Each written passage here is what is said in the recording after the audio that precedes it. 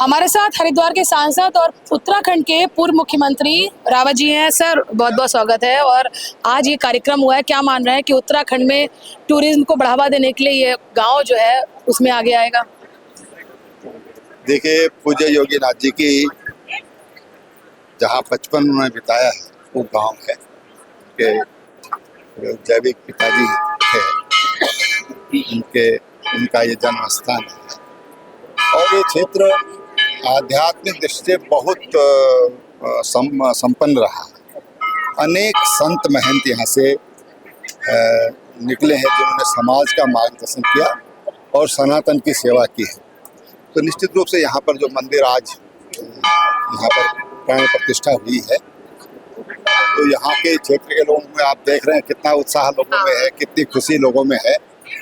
बहुत इससे लोग प्रेरित भी होंगे और जो सनातन की सेवा है वो सनातन की सेवा कर सकेंगे।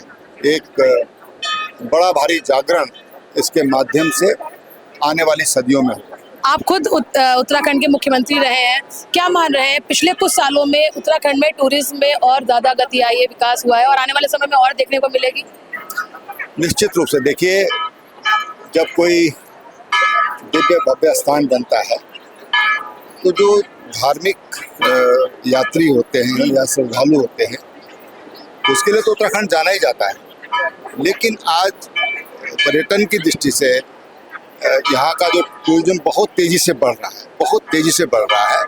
मैं देखता हूँ कि पिछले 8-10 सालों में चाहे वाइट वाटर राफ्टिंग होगी या एडवेंचर स्पोर्ट्स होगा, उसमें तमाम तरह की चीज़ें हैं, तो उसकी वो लोगों का बहुत ध्यान आकर्षित हुआ है।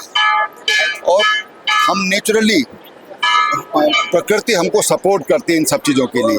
यहाँ की जलवायु, यहाँ के ऊंचे पहाड़, नीचे मैदानी भाग, नदियाँ जो 12 महीने बहने वाली नदियाँ हैं।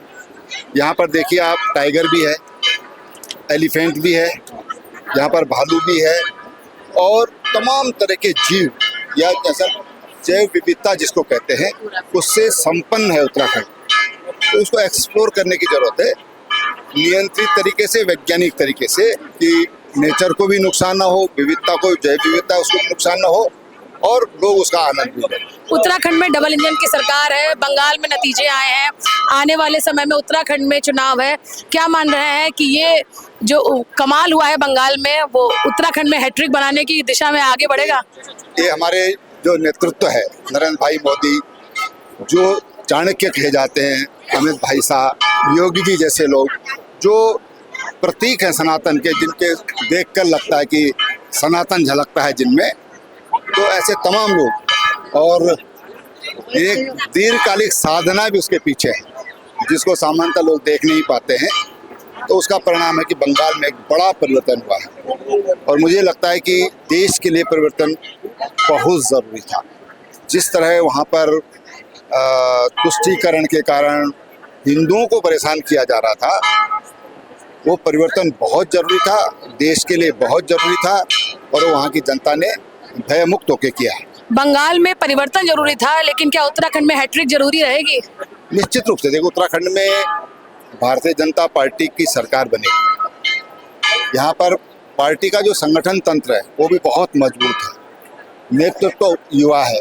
तो निश्चित रूप से आने वाले समय में फिर जब सरकार बनेगी 2027 में, तो भाजपा की। हमसे बात करने का धन्यवाद। तो त्रिवेंद्र सिंह रावत जी, जिनका साफ दावा है कि उत्तराखंड में अब हैट्रिक बनेगी और जरूर बनेगी। कैमरा पर्सन उमेश और सहयोगी योगेंद्र मलिक के साथ श्रुति गुप्ता, उत्तराखंड, दाहोवाला के।